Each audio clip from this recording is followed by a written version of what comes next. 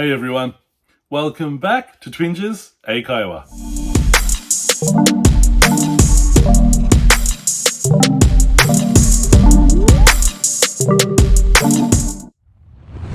皆さんこんにちは。Twinges 英会話です。Welcome back。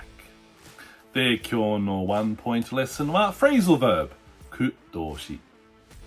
で、今日の Phrasal Verb は to get around。で、to get around means to travel within a city or a country。市内が国内を旅行する。例えば、In Hong Kong, it's easy to get around by foot。香港では徒歩で簡単に移動できます。で、もう一つ。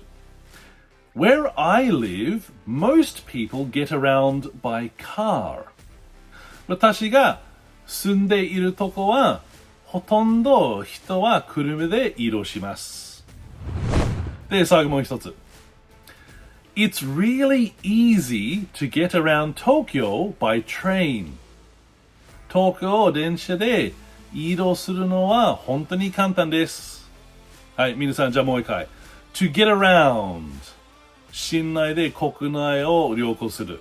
で、みんな勉強しましたか？はい、よかった。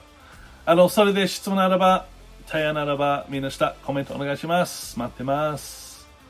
で、皆さんいつも見る。本当にありがとう。Thank you for watching and see you in the next one.